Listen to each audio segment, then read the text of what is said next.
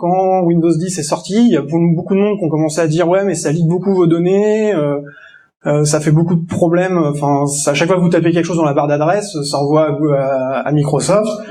Moi j'aime bien voir, enfin je crois que ce que je vois, donc je dis bah plutôt que d'attendre des rapports d'audit ou des trucs comme ça, ou des gens qui vont se bastonner, oui c'est vrai, non c'est pas vrai, les Russes qui vont dire oui mais toutes les secondes ça envoie des données, ça dégueule l'intégralité de votre disque dur toutes les secondes, je me suis dit je vais regarder un peu ce qui passe vraiment.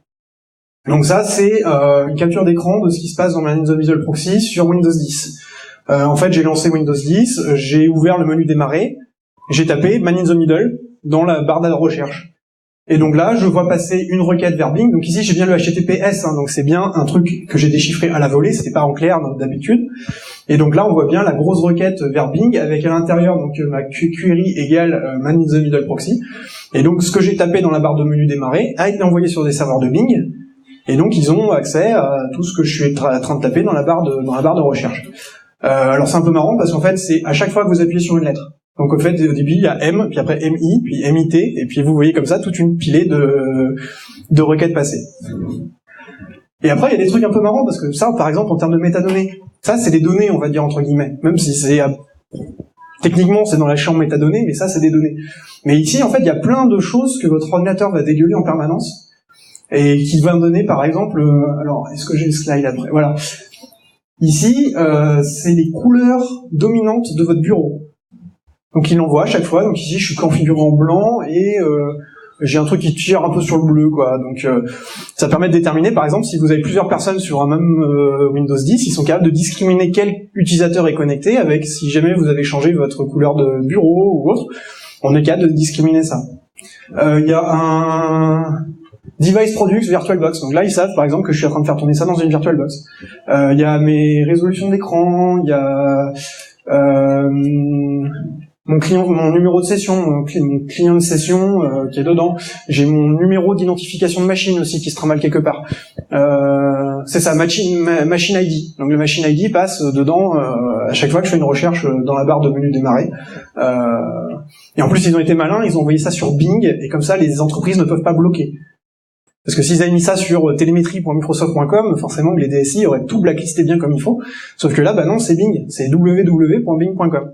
Donc si je blackliste ça, je blackliste soit tout Bing, soit rien, mais je peux pas faire un entre-deux.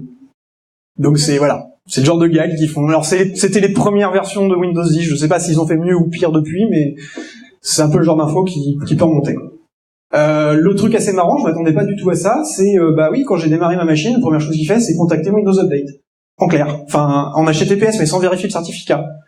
Donc s'ils sont sur un réseau pourri, moi je renvoie toutes mes mises à jour Windows Update par là, en trafiquant les .exe qui vont être installés, et puis ça va passer crème, je deviendrai vite administrateur de votre machine sans trop de problème. Ça gueule absolument pas. Ça vérifie pas les certificats. Ça fait confiance au certificat racine, qui était même pas installé d'ailleurs à l'époque là, parce que je crois que c'était justement le early traffic, donc j'ai pas pu encore installer l'autorité de certification sur la machine.